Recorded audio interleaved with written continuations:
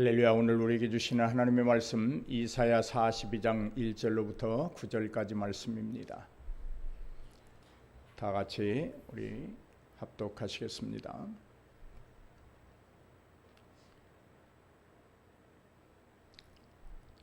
내가 붙드는 나의 종 내 마음에 기뻐하는 자 곧 내가 택한 사람을 보라. 나의 영을 그에게 주었은즉 그가 이방의 정의를 베풀리라.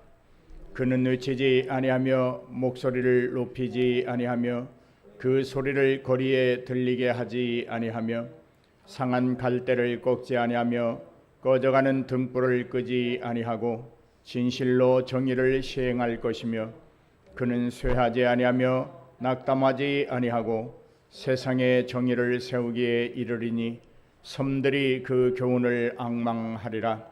하늘을 창조하여 펴시고 그 소선을 내시며 땅 위의 백성에게 호흡을 주시며 땅에 행하는 자에게 영생을 주시는 하나님 여호와께서 이같이 말씀하시되 나 여호와가 의로 너를 불렀은즉 내가 내 손을 잡아 너를 보호하며 너를 세워 백성의 언약과 이방이 빛이 되게 하리니 네가 눈먼 자들의 눈을 밝히며 갇힌 자를 감옥에서 이끌어내며 흑암에 앉은 자를 감방에서 나오게 하리라.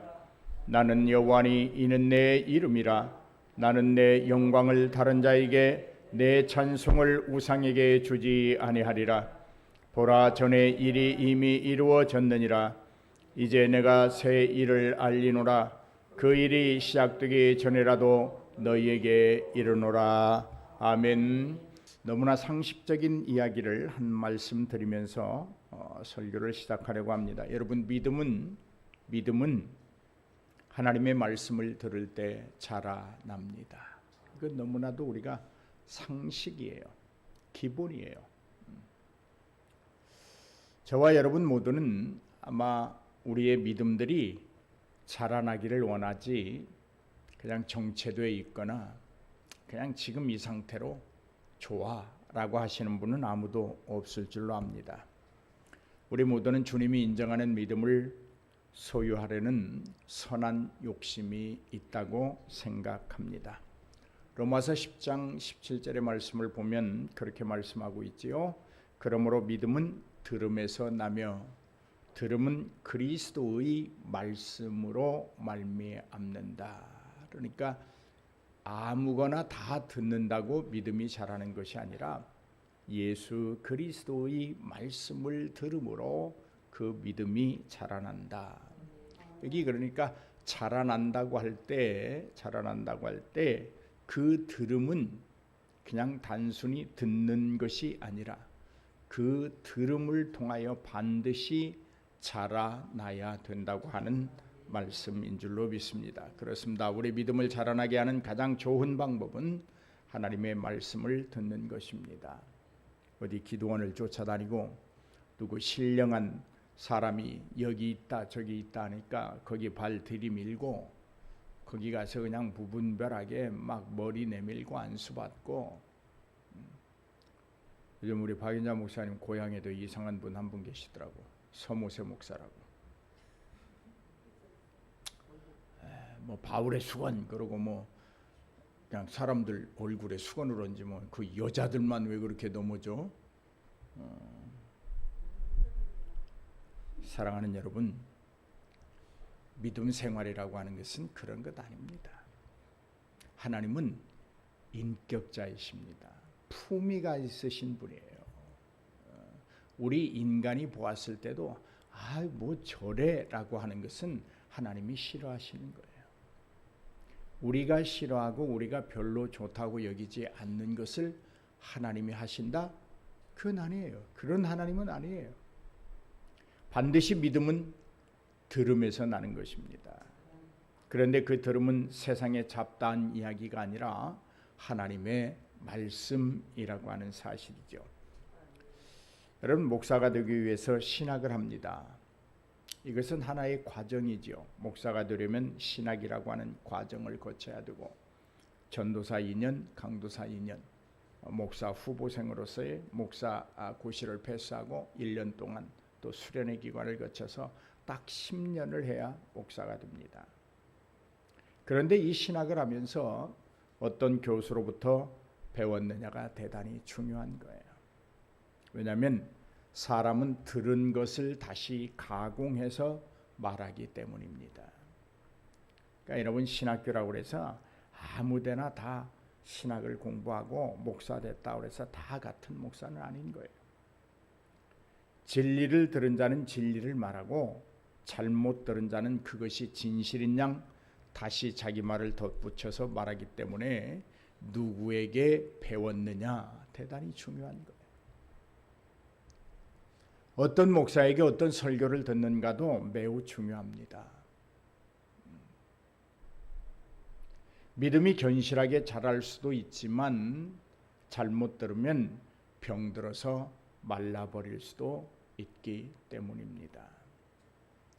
말씀을 말씀대로 전하는 설교를 들어야 합니다.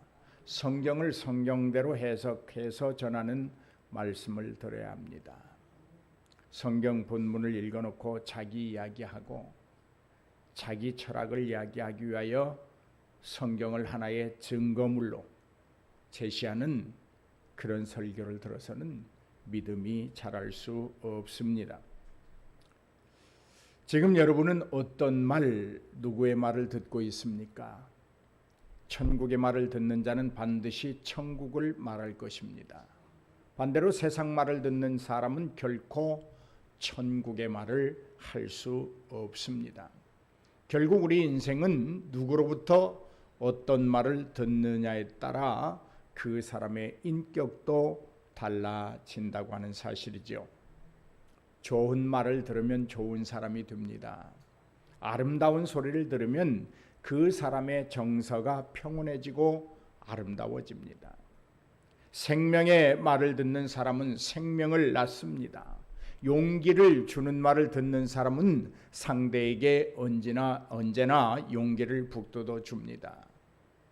그렇다면 듣는 것도 중요하지만 어떤 말을 하느냐도 매우 중요하다는 것을 알아야 합니다.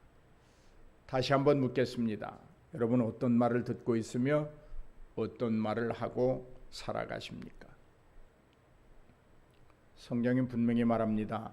한 입에서 단물과 쓴물이 동시에 나올 수 없다. 단물이면 단물이고 쓴물이면 쓴물이다. 아마 하나님이 우리에게 입을 주시고 고귀한 언어를 주셔서 성대를 통하여 말하게 하시는 것은 단물을 쏟아내라고 하시는 줄로 믿습니다.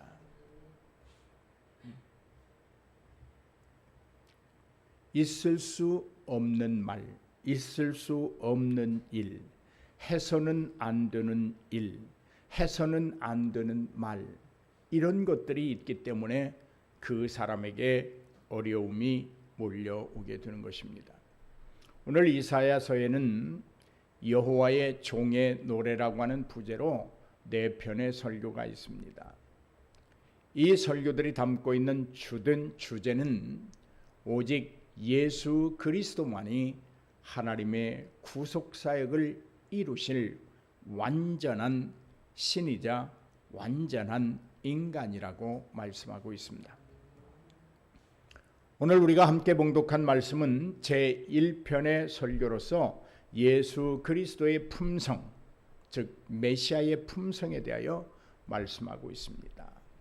오늘 보니까 예수님의 품성은 온유합니다.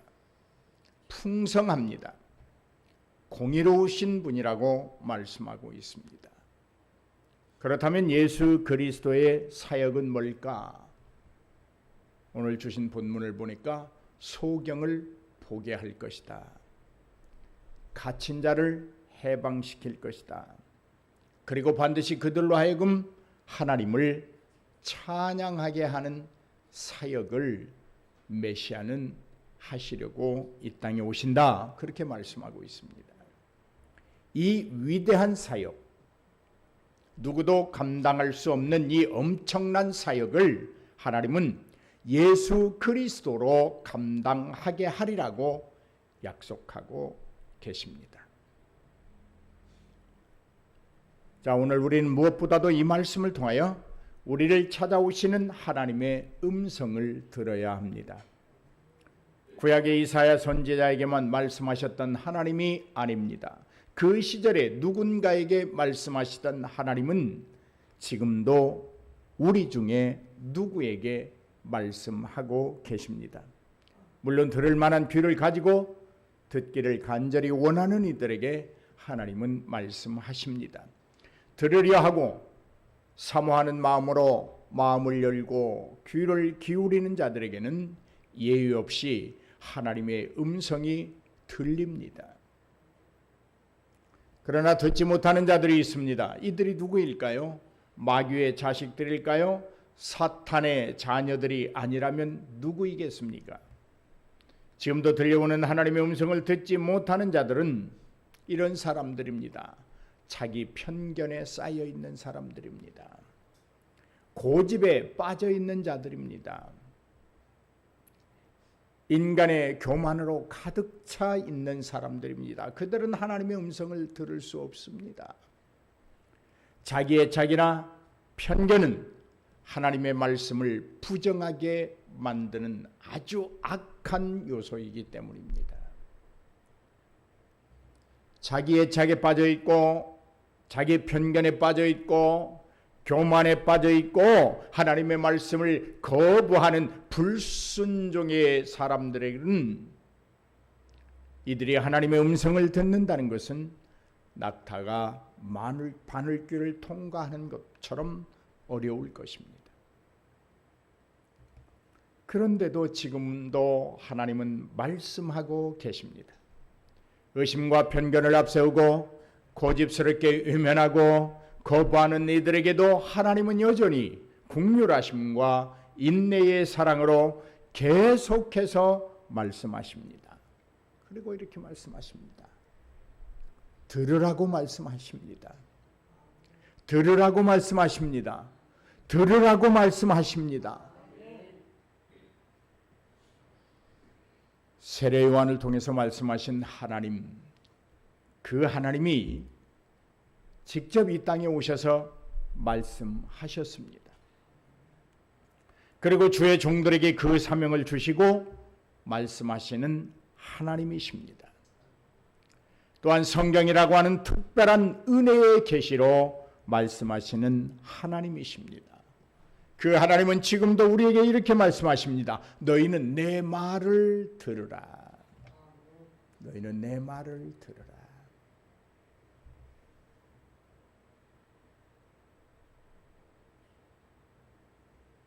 그런데도 아직 하나님의 음성을 듣지 못하는 것은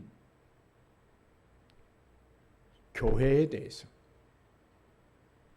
혹은 성경에 대하여 혹은 예수 그리스도에 대하여 혹은 목사에 대해서 자기 편견과 고집과 억지가 남아있기 때문입니다. 왜 하나님 나에게 말씀하지 아니하십니까? 아니에요. 하나님은 지금도 말씀하세요. 너희는 내 말을 들으라고 말씀하세요. 듣지 못하는 것은 다만 내게 편견, 고집, 억지, 불순종이 있기 때문에 듣지 못하는 거예요. 자기 생각을 앞세우는 자는 하나님의 음성을 들을 수가 없습니다. 자기가 하나님보다 앞서가는데 무슨 말이 들려지겠어요? 고집을 부리고 이유 없는 부정에 젖어 있는 자들은 믿음을 온전히 소유할 수 없습니다. 하나님이 주시는 복과 은혜를 누릴 수도 없습니다. 아니, 꿈도 꿀 수 없습니다. 그들의 신앙생활은 지겹고 건조하고 기쁨이 있을 수 없습니다. 성경은 그렇게 말합니다. 교만은 패망의 선봉이다. 패망의 선봉인 교만을 가진 채로 하나님의 음성을 들을 수 있다? 불가능합니다. 성경은 그렇게 말하지 않습니다. 교만한 자의 길은 여호와께서 인정하지 아니하신다고 성경은 말하고 있습니다. 여러분, 하나님이 인정하지 않는 자의 삶 그 자체가 지옥인 거예요.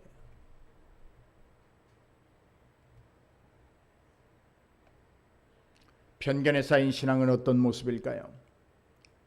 편견에 쌓인 자들은 예수 그리스도에 대하여, 그의 복음에 대하여 자기 입맛에 맞도록 가공하는 능력이 헌칠합니다. 편견에 쌓인 자들은 달콤한 말씀들에는 아멘합니다. 하지만 자신의 잘못된 점에 대하여 수정을 요구하는 말씀들, 자기의 인성을 포기하게 만드는 말씀들, 고집과 편견과 아집을 버리게 하는 말씀들에 대하여는 적당히 가공해서 적당히 자기 마음 편하게, 적당히 자기가 생활하기 좋게 가공해서 받아들입니다. 이것은 하나님의 음성을 들은 자의 자세가 아닙니다. 하나님의 말씀은 일방적으로 우리에게 선포하시는 명령입니다. 너희가 적당히 살도 붙이고 가공해라, 그렇게 하신 말씀 아닙니다. 우리가 이렇게 저렇게 가공할 수 있는 어떤 물품이 아니라는 말입니다.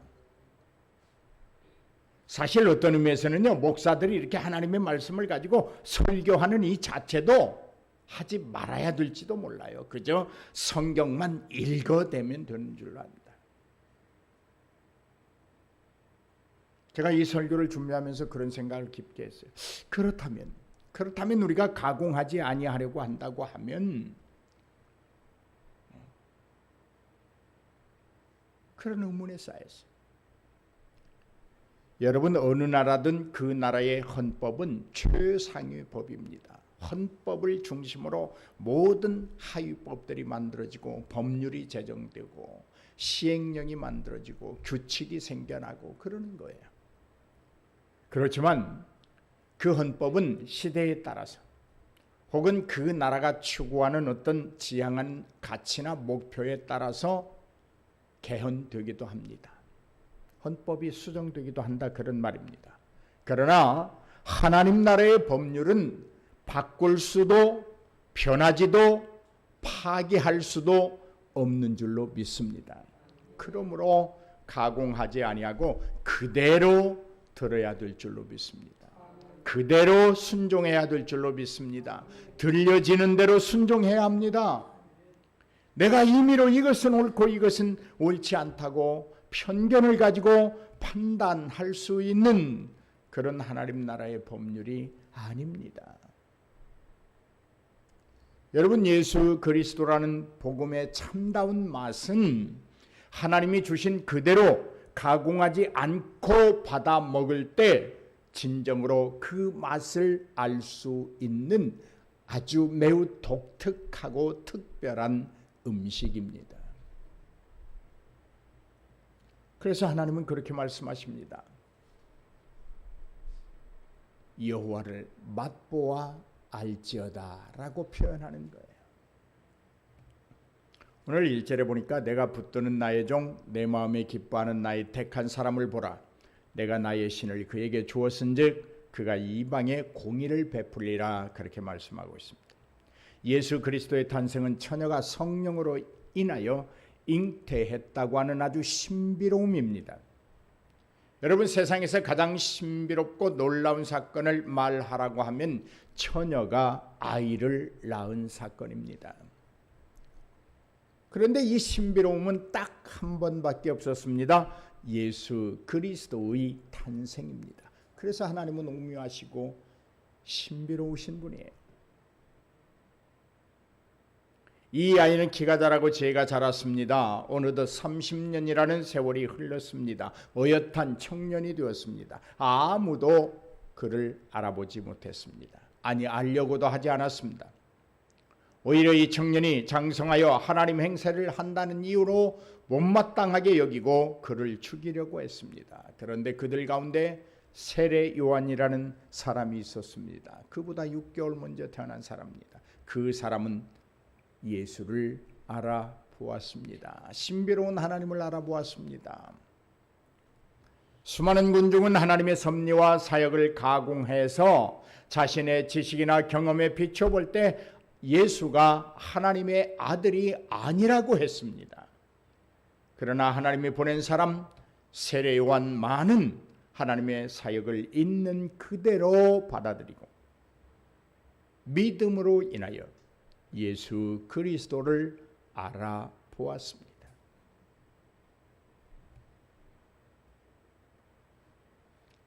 하나님의 말씀을, 하나님의 사역을 자기 입맛에 맞게 가공하는 사람은 예수 그리스도를 알아보지 못했습니다. 그러나 하나님의 사역을 그대로 받아들이고 믿음으로 순종하는 세례 요한은 알아봤습니다. 여러분은 어느 쪽에 속해 있습니까? 세례 요한은 보았습니다. 하나님이 붙드시는 종이요 하나님이 기뻐하시는 분이며 하나님이 택하신 하나님의 사람이며 하나님의 신을 물려받은 사람이라고 또 온 인류에게 공의를 베푸실 하나님의 아들이라는 사실을 보았고 그대로 믿었습니다. 그래서 그분이 세례를 받으러 오실 때 세례 요한이 외쳤던 말씀이 있잖아요. 여러분, 성경에 등장하는 인물 중에 다윗처럼 형통하고 어디를 가든지 무엇을 하든지 하나님의 은혜를 입은 사람이 없었습니다. 이러한 이유에 대해 성경은 이렇게 말하고 있죠. 하나님의 마음에 합당한 자였다. 누가? 다윗이. 하나님의 마음에 합당한 자 다윗이기에 그는 무엇을 하든지 어디를 가든지 형통했다. 그렇게 말하고 있습니다. 하나님의 마음에 합당한 자에게는 하나님이 주시는 보상이 있습니다. 이렇게 말합니다. 내 마음에 합한 사람이라 내 뜻을 다 이루게 하리라. 아멘. 여러분, 죄 가운데 살아가고 있는 내가 하나님의 마음에 합당한 자가 되었을 때 하나님이 당신의 뜻을 나를 통하여 이루게 하신다고 하는 이 엄청난 축복을 여러분 누릴 수 있기를 주의 이름으로 축복합니다. 물론 이 말씀은 주님을 향하여 하신 말씀입니다. 다윗을 향하여 하신 말씀입니다. 그렇다면 오늘 우리를 향하여도 하나님은 말씀하실 수 있습니다. 하나님의 마음에 합당한 자들의 삶은 형통합니다. 왜냐하면 하나님은 자신이 기뻐하는 자에게 모든 것을 주시기를 좋아하시고 즐거워하시고 기대하시는 분이시기 때문입니다. 여러분의 기쁨은 어디에 있습니까? 여러분의 행복은 어디에 있으며 어디에서 얻을 수 있다고 생각하십니까? 혹시 여러분의 편견적 경험에서 얻으려는 어리석은 생각은 아닐까요? 어디에서 능력을 얻으려고 하십니까? 우리나라 역대 대통령 선거에서 어느 대통령 후보가 국민을 향해서 이런 말을 했습니다. 국민 여러분, 생활이 좀 나아지셨습니까? 기억나시나요?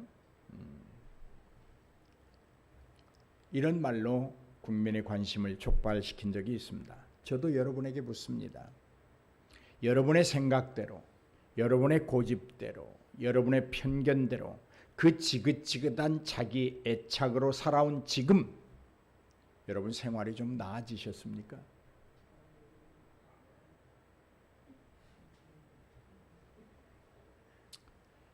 나아졌다고, 훨씬 좋아졌다고, 완전히 변화되었다고 말할 수 없고 주저든다면 지금 당장 하나님의 음성을 들어야 합니다.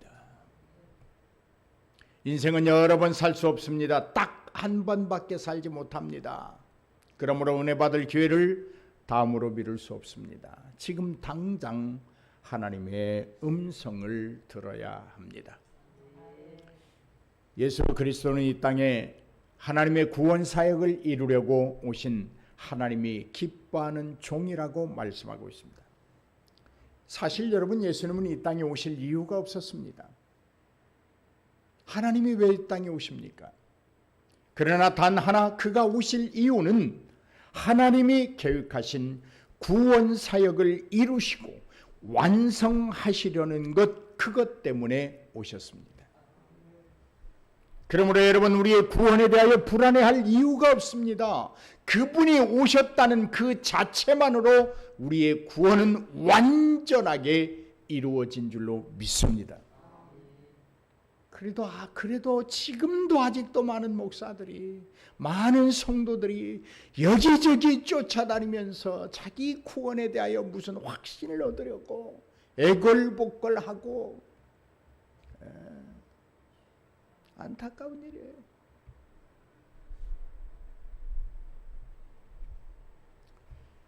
이사야 선지자를 통하여 하나님은 어떤 음성을 들려주시려고 하시는 걸까요? 오직 예수 안에 구원이 있다고 말씀하십니다. 들으시기를 바랍니다. 예수님 안에 영원한 생명이 있다고 선포하십니다. 예수님 안에 있는 생명만이 참 생명이라고 우리에게 분명히 가르쳐 주고 계십니다. 들을 수 있기를 주의 이름으로 축복합니다. 그래서 주님은 이렇게 말씀하시잖아요. 성경을 통해서 주 예수를 믿어라. 그리하면 너와 내 집이 구원을 얻으리라. 이 말씀을 하고 계십니다. 예수라는 이름 외에는 이 땅에 구원 얻을 만한 이름이 없다는 것을 확실하게 규정짓고 있습니다. 하나님은 예수님이 하나님의 구원 사역을 하나하나 이루어 가신 모습을 보고 기뻐하셨습니다. 하나님은 예수님이 이 사역을 충실히 수행해 내실 것을 아셨기에 내 기뻐하는 자라고 미리 선포하신 것입니다. 그러면 우리가 어떻게 해야 하나님의 기뻐하시는 자가 될 수 있을까요? 에베소서 1장에 보면 하나님이 창세전에 우리를 예정 가운데 우리를 택하사 자기 아들로 삼으시고 하나님의 영광을 찬송하게 하며 더 나아가 우리 스스로가 영광의 찬송이 되게 하려는 하나님의 구원사역의 목적을 알 수 있습니다. 지금 여러분은 무엇을 위하여 인생의 시간을 보내고 계십니까? 사람들의 마음에 들려고 사람들의 눈치를 살피고 사람들의 기분을 맞추려고 하지는 않습니까? 그렇다면 아직 신실한 성도가 아닙니다. 하나님과는 전혀 관계가 없는 상태에 있습니다. 하나님의 사람이라면 가져야 할 자세를 성경은 이렇게 기록하고 있습니다. 이제 내가 사람을 좋게 하랴, 하나님께 좋게 하랴, 사람들에게 기쁨을 구하랴. 내가 지금까지 사람의 기쁨을 구하는 것이었다면 그리스도의 종이 아니니라. 하나님의 사람은 하나님을 믿는 사람입니다. 하나님의 종들은 하나님을 기쁘게 하는 사람들입니다. 성도요 그리스도인들은 하나님께 기쁨을 구하는 자들입니다. 하나님의 사람들은 하나님에게서 기쁨을 얻습니다. 그래서 사람의 눈치 볼 이유가 없습니다. 사람의 기분 맞추려고 애쓸 필요도 없습니다. 그것은 헛된 수고요 노력입니다. 하나님께 기쁨을 얻으려고 노력하십시오. 하나님의 눈치를 보십시오. 하나님의 기분을 맞추십시오.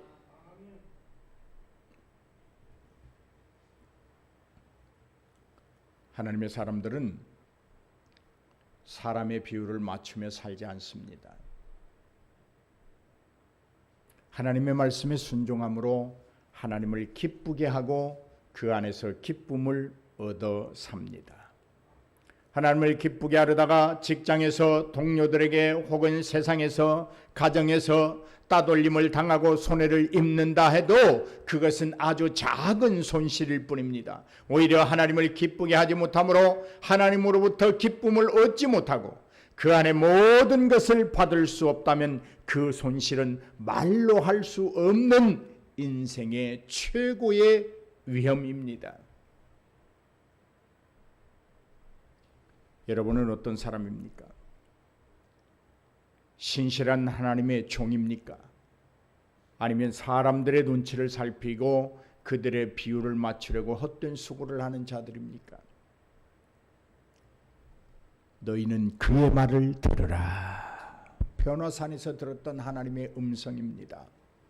지금도 여전히 들려오는 하나님의 음성입니다.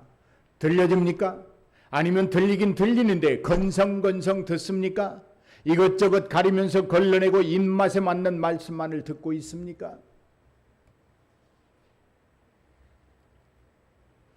상한 갈대를 꺾지 아니하며 꺼져가는 등불을 끄지 아니하고 진리로 공의를 베풀 것이라. 누가요? 예수 그리스도가 하나님의 긍휼하심을 노래하고 있습니다. 갈대와 같은 인생이라 할지라도 그의 허리를 꺾지 않으시는 하나님, 풍전등화와 같은 인생의 등불마저도 끄지 아니하시는 하나님, 그 하나님이 우리의 하나님이십니다.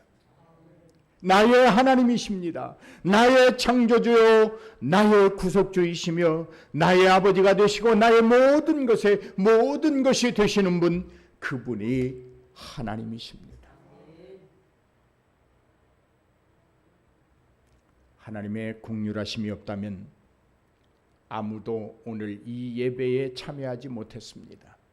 하나님의 긍휼하신 사랑, 오래 참으시는 인애의 사랑이 없이는 아무도, 그 누구도 하나님 앞에 설 수 없습니다.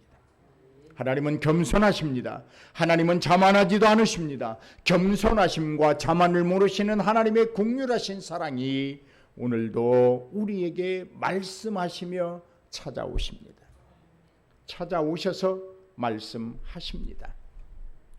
갈대와 같은 너의 인생도 염려하지 말라. 바람 앞에 등불처럼 위태로울지라도 걱정하지 말아라. 나는 상한 갈대마저도 꺾지 않는 너의 하나님이라. 위태한 등불도 끄지 않는 너의 하나님이다. 너는 갈대보다 낫고 위태한 등불보다도 강렬하다. 하나님이 말씀하십니다.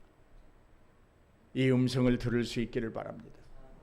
또 말씀하십니다. 허리가 잘린 갈대 같은 내 인생이라도 썩을 대로 썩어버린 너의 양심마저도, 무딜 대로 무뎌진 너의 감정마저도, 쓸모없이 강한 너의 고집과 편견과 너의 그릇된 생각들도 다 내가 알고 있다. 알기에 너를 찾아와서 이렇게 말한다. 내 말을 들으라. 내 말을 들으라. 아무리 보아도 네가 허리 잘린 갈대와 같고 꺼져가는 등불과 같고, 내 양심은 어찌 그리도 돌짝밭과 같고, 내 감성은 메말라서 기쁨과 감사를 모르고, 쓸모없는 고집과 편견과 그릇된 생각들도 절대로 쩔어버린 너를 내가 안다. 알기에 찾아왔다. 그러므로 내 말을 들으라. 나는 내가 전혀 밉지 않구나. 왜냐하면 나는 너를 지금도 믿고 있다. 너는 충분히 나의 자녀로 자녀답게 살 수 있는 재능이 있어. 다만 내 음성만, 내 말만 들어. 그러면 된다. 사랑하는 성도 여러분, 하나님은 우리의 손을 붙잡고 계십니다. 우리가 하나님의 손을 잡았다고 착각해서는 안 됩니다. 우리가 하나님의 손을 잡았다면 우리는 수시로 하나님의 손을 놓칠 수 있습니다. 그러나 하나님이 잡으셨기 때문에 한 번 붙들림은 영원한 것입니다. 하나님은 절대로 우리를 놓지 않으십니다. 그렇다면 여러분, 붙들림 받은 자는 붙든 자가 인도하는 대로 따라가면 됩니다. 엄마의 손에 붙들린 어린아이는 엄마가 가는 길을 따라가면 가장 안전하고 평안합니다. 마찬가지입니다. 하나님이 우리의 손을 붙드셨습니다. 그러므로 하나님은 놓지 않으십니다. 우리가 뿌리친다고 놓치지도 않으십니다. 붙들림을 받은 자답게 붙든 자의 인도를 따라가라면 그분의 음성을 들어야 합니다. 편견을 버리십시오. 고집도 버리십시오. 자기 애착을 버리십시오. 그리고 마음을 여십시오. 내게 무슨 문제가 있을까? 이제 사람의 눈치를 보지 말고 하나님을 기쁘게 할 일이 무엇인지 더욱 온 힘을 다 쏟으시기를 주의 이름으로 축복합니다. 하나님은 상한 갈대를 꺾지 아니하며 바람 앞에 등불도 끄지 않으십니다. 상한 갈대 같은 나를 회복시키려는 하나님의 음성을 들으십시오. 꺼져가는 등불과 같은 내 인생을 활기 넘치게 하시는 하나님의 음성을 들으십시오. 우리 주 예수 그리스도는 우리를 회복하시려고 오셨습니다. 기도하시겠습니다.